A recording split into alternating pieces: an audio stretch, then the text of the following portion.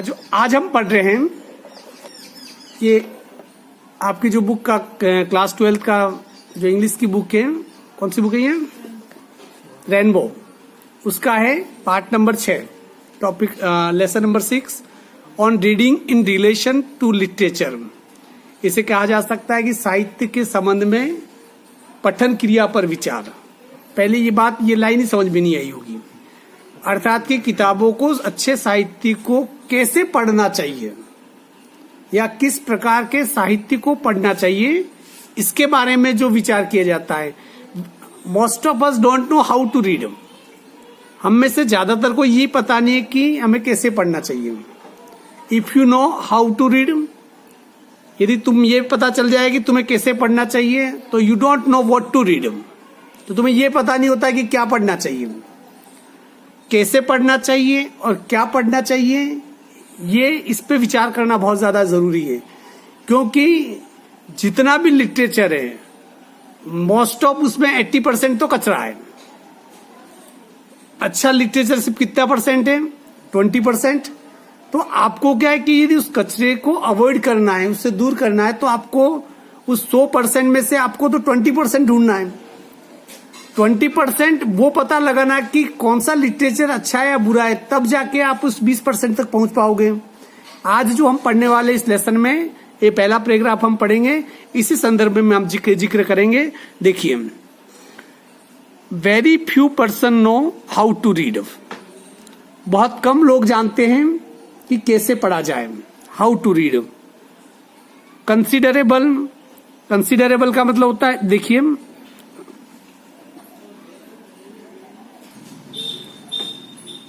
considerable experience with literature is needed before test and discrimination। discrimination का मतलब भेद करना। discrimination can possibly be acquired। कवि यहाँ पर कह रहा है कि रुचि और भेद करने की शक्ति प्राप्त करने से पूर्व, अर्थात कि आपको क्या रुचि है और किस साहित्य में कैसा भेद करना चाहिए, इसके लिए किसकी आवश्यकता है? एक पर्याप्त अनुभव की आवश्यकता है। कंसिडरेबल एक्सपीरियंस, अनुभव की क्या है इसमें आवश्यकता पड़ती है कि what to read and why to read and how to read. क्या पढ़ना चाहिए, कैसे पढ़ना चाहिए, क्यों पढ़ना चाहिए। ये जब तक आप डिस्क्रिमिनेशन नहीं करोगे तब तक आपको ये पता नहीं चलेगा। इसके लिए अनुभव की आवश्यकता होती है। एंड विदाउट दिस, और इसके बिना, it is almost impossible to learn how to read. और इसके बिना आपको ये पता नहीं होता है कि ये बिल्कुल लगभग असंभव है कि हमें क्या पढ़ना चाहिए। आई से ऑलमोस्ट इम्पॉसिबल, मैं कहता हूं कि लगभग असंभव। Since there are some rare man who through a kind of शब्द क्या है, inherited literacy instinct are able to read very well even before reaching the age of 25 years। क्या कह रहा है लंबा वाक्य देखिए। I say almost impossible, मैं कहता हूं कि इसे समझना लगभग असंभव होता है। Since there are some rare men, परंतु ऐसे बहुत कम लोग भी हैं। There are some rare men, ऐसे बहुत कम लोग होते हैं। Through a kind of inherited का मतलब होता है जन्मजात, आनुवंशिक, मतलब पैदाइशी। इनहेरिटेड लिटरेसी इंस्टिंक्ट का मतलब स्वभाव, अंतर्दृष्टि। ऐसे बहुत कम लोगों में जन्मजात साहित्यिक समझ होती है। Able to read very well even before reaching the age of 25 year. ऐसे बहुत कम लोग होते हैं जो मात्र 25 साल की उम्र तक आते आते ही, जिनमें इस प्रकार की जन्मजात प्रवृत्ति होती है कि वो अच्छे साहित्य के बारे में या उसका भेद करने के बारे में समझ भी सकते हो। मतलब 25 साल की उम्र तक तो न के बराबर लोग होते हैं जो साहित्य क्या है उसको समझ सकते हैं। इसलिए आप नहीं समझ रहे हो तो इसलिए कोई आप अपवाद नहीं हो, आप बाकी सभी की तरह ही हो। But this are great exceptions, मतलब अपवाद। एक्सेप्शन का एक्सेप्टेशन नहीं है, ये एक्सेप्शंस है। But there are great exceptions and I speaking of the average। परंतु ये जो बात है ये अपवाद वाली है। कौन सी? कि 25 साल की उम्र तक आते आते बहुत कम लोग होते हैं जो 25 साल की उम्र में तक इस साहित्य की गहरी समझ रखते हैं। ये सिर्फ अपवाद हैं, पर लेखक कह रहा है कि मैं अपवादों की बात नहीं कर रहा हूं, मैं आम लोगों की बात कर रहा हूं, एवरेज हम जैसों की बात कर रहा हूं। For to read the character of the letter of the text does not mean reading in the true sense, जो कि अक्सर हम करते हैं। For to read the character of the letter, कि जो अक्षरों को पढ़ना, जो अक्षर लिखे हुए हैं, अक्षरों को मतलब जो लिपि है उनको पढ़ना, is of the text does not mean reading in the true sense। अक्षरों को पढ़ना सही मायने में यह नहीं होता है कि वाकई reading in the true sense की सही मायनों में ये नहीं है कि तुमने वाकई पढ़ लिया। अक्षरों को पढ़ना नहीं होता है। अक्षरों को तो वो भी पढ़ लेता है जो मामूली ज्ञान रखता है। कितना गहरे से गहरा साहित्य हो, आपको यदि हिंदी आती है और आप पढ़ लेते हैं पर वो समझ में नहीं आता है, तो वो इसका मतलब पढ़ना क्या था, आपका सिर्फ अक्षरों का पढ़ना था। You will often find yourself reading words और करेक्टर ऑटोमेटिकली मतलब यंत्रवत। कई बार आप खुद अपने आप को पाते हो कि आप यंत्रवत अक्षरों को पढ़ रहे हैं। मतलब ये कि एक छोटा बच्चा भी रामायण की चौपाई आराम से पढ़ लेता है जिसे हिंदी आती हो, तो इसका मतलब ये नहीं कि वो रामायण की इस चौपाई को समझ रहा है। Even pronouncing them with quite correctly, और उनका क्या होता है कि उनका उच्चारण भी बिल्कुल सही करता है।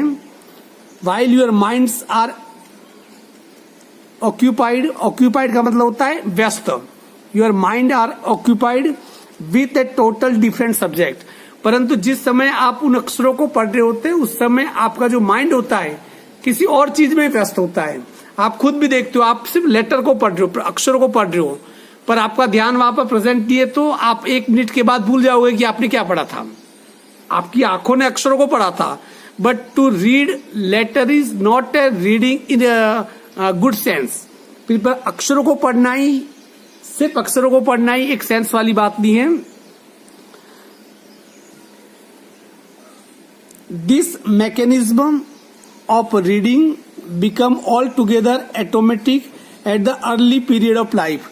और इस प्रकार से पढ़ना जो होता है, यंत्रवत पढ़ना, अक्षरों को पढ़ना, ये जीवन के प्रारंभिक चरण में होता है। मतलब जो छोटे होते तब, छोटे बच्चे कविता आराम से जल्दी याद कर लेते हैं, पर उन्हें उसका मतलब पता नहीं होता है। कोई भी 5 साल का बच्चा ट्विंकल ट्विंकल लिटिल स्टार बोल देगा, पर आप उसे ये कहो कि तू इसका अर्थ बता, तो वो बता लेगा क्या? नहीं बताएगा, क्योंकि वो सिर्फ उसने क्या पढ़े, उन लेटर को पढ़ा, अक्षरों को पढ़ा है। और ये होता है कम उम्र में। किसमें होता है? बिल्कुल कम उम्र में। एंड कैन बी परफॉर्म्ड क्या है शब्द ये, इररेस्पेक्टिव ऑफ अटेंशन। हाँ चलिए, कहाँ गया ये रहा। And can be performed irrespective of attention. और हम अपने अटेंशन के बिना, अपने ध्यान के बिना भी चीजों को पढ़ सकते हैं। ये सिर्फ कब होता है? जीवन के प्रारंभिक एज में।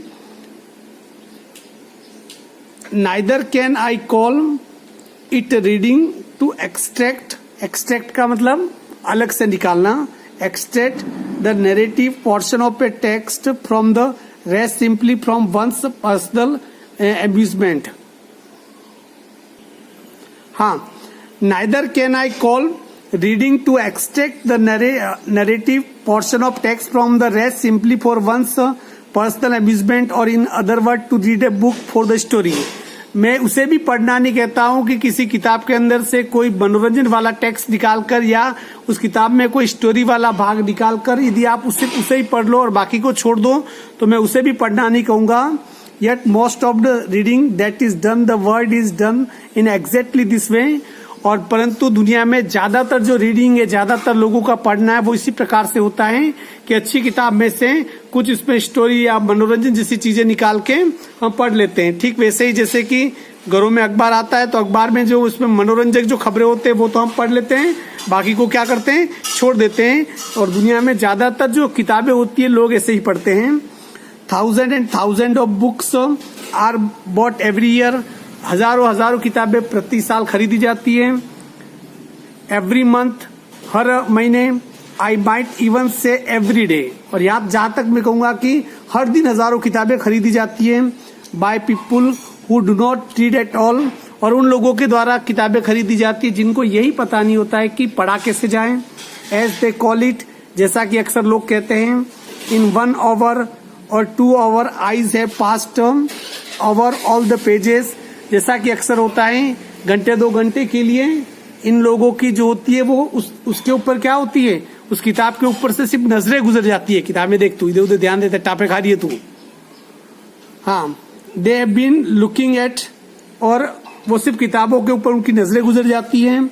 And this they really believes is reading, और 1-2 घंटे किताब पकड़ कर बैठ जाते हैं, नजरें घूम जाती है, और वो उसे क्या कहते हैं, पढ़ना कहते हैं। जैसे कि मोस्ट ऑफ स्टूडेंट भी करते हैं, घर वाले कहते हैं कि पढ़ने बैठो तो किताब लेके बैठ जाएंगे, उनकी सिर्फ नजरें घूमेगी, उनका ध्यान किसी और दुनिया में होगा। मतलब उनकी नजरें अक्षरों को तो पढ़ रही है, रियल में वो किताब नहीं पढ़ रही है। Nothing is more common than to be asked, और अक्सर लोगों से एक सामान्य बात आपने कहते सुनी होगी, क्या बात है, have you read such a book, क्या तुमने ये किताब पढ़ी है। और टू हियर समबडी से, किसी से ये कहते हुए भी सुना होगा, I have read such and such book, और ये कहते हुए भी आपने सुना होगा कि हाँ भाई मैं फलना ढिमका ये किताब मैंने क्या की है, मैंने पढ़ी है। हाँ चलिए, this person do not speak seriously, और जब ये कोई व्यक्ति यूं कहता है कि तुमने ये किताब पढ़ी या नहीं पढ़ी, इसका मतलब वो कोई गंभीरता से नहीं कह रहा है। आउट ऑफ 1000 पर्सन हु से, हजारों लोगों में से जो कि ऐसा कहते हैं, आई हैव रीड दिस, कि हाँ ये किताब मैंने पढ़ी है, और आई हैव रीड दैट, और कि मैंने वो किताब पढ़ी है। ऐसे अक्सर जिन लोगों के मुंह से आपने कहते हुए सुना है हजारों लोगों से, there is not one perhaps who is able to express any opinion. उन हजारों लोग ये जो कहते हैं कि हमने ये किताब पढ़ी वो किताब पढ़ी, उन हजारों लोगों में से एक भी व्यक्ति ऐसा नहीं होगा जो कि उस किताब के बारे में अपनी खुद की राय रख पाए। अर्थात की किताब तो पढ़ ली, पर उसके बारे में यदि आपको राय के लिए पूछेंगे तो वो शायद अपनी राय वो कभी भी बता नहीं पाएगा। Worth hearing about what he has been reading, कि उसने क्या पढ़ा उसके बारे में वो बता नहीं सकता है। Many and many a time I hear student says that they have read certain books, और कई बार मैंने भी सुना है कि जब विद्यार्थी कहते हैं कि हमने ये किताब पढ़ी है, मैंने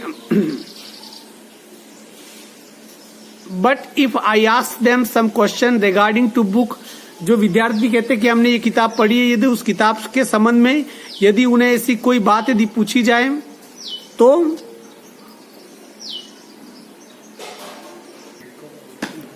हाँ, many and many a time I hear student say that they have read certain books, मैंने कई बार बच्चों से ये कहते हुए सुना है कि हमने ये किताब पढ़ी है।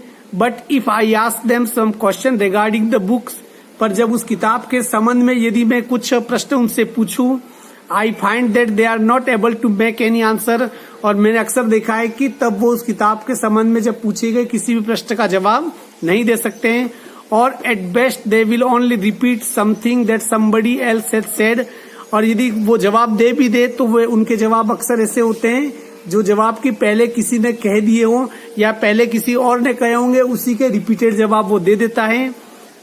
And they think that they have been reading, और ऐसे बच्चों को भी ये लगता है कि हमने वो किताब पढ़ी हुई है, पर रियल में देखा जाए तो वो किताब सिर्फ उन्होंने अक्षरों को पढ़ा है, उस किताब को नहीं पढ़ा है।